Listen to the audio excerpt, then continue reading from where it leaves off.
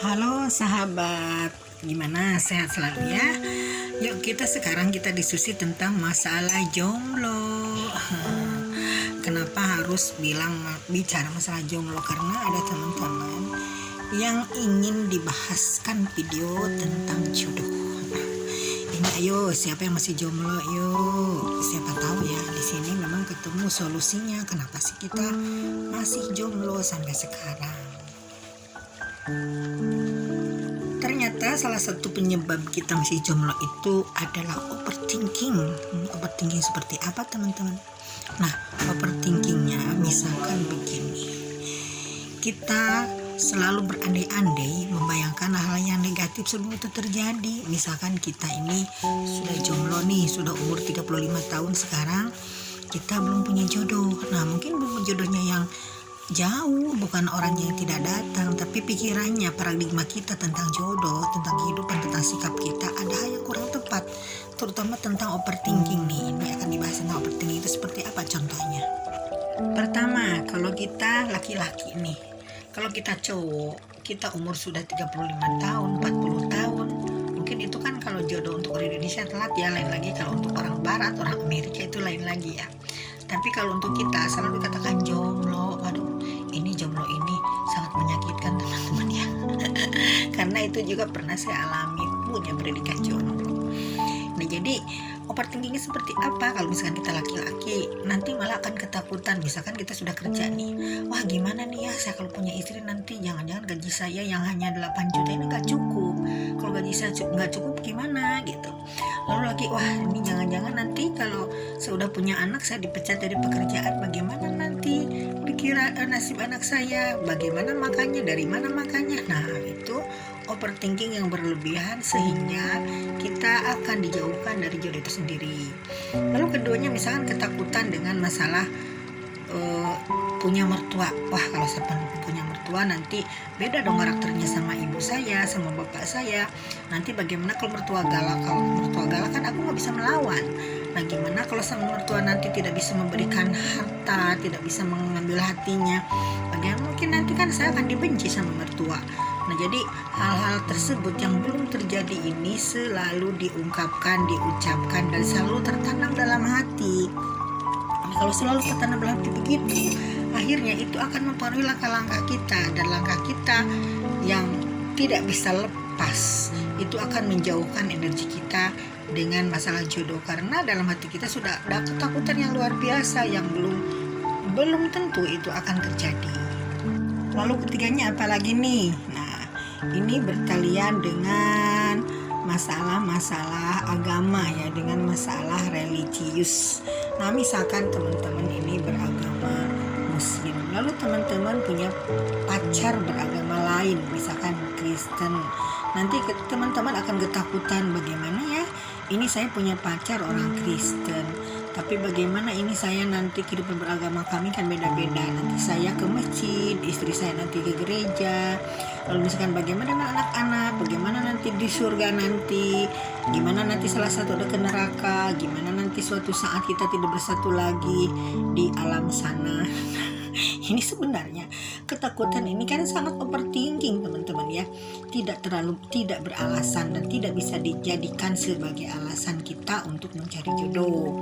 Makanya coba yuk hilangkan overthinking dengan rasa percaya diri yang tinggi, dengan menghadapi hidup dengan present moment teman-teman ya. Lalu keempatnya, kita berandai-andai takut kalau pasangan kita tidak punya tabiat atau sifat yang sama dengan kita. Nah, padahal yang namanya pasangan itu kan pasti berbeda teman-teman ya.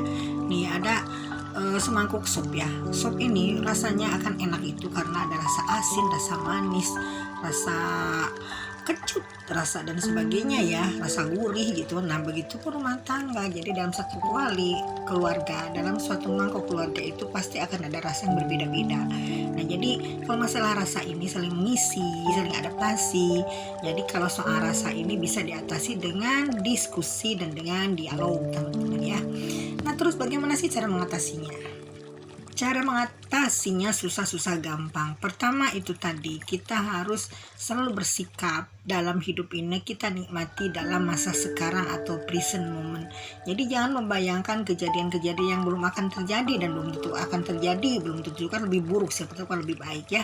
Nah jadi teman-teman harus tetap be positive thinking dan hidup pada masa sekarang, nikmati pada masa saat ini. Jadi jangan terlalu jauh menghayal-hayal masalah-masalah yang belum terjadi.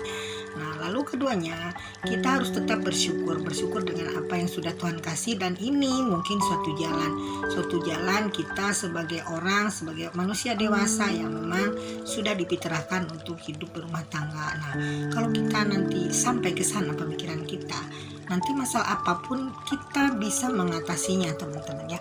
Jangan sampai kita termakan oleh pikiran kita sendiri. Kalau udah termakan pikiran kita sendiri, nantinya kita yang rugi siapa? Kita dong ya. Nah maka dari itu mulai sekarang kita tidak usah memikirkan hal-hal yang negatif, tapi mulailah merasa hidup saat ini, hidup di hari ini, hidup di menit ini. Karena hidup ini, kalau yang namanya hari kemarin itu hanya merupakan sejarah, dan masa depan itu hanya merupakan angan-angan teman-teman ya.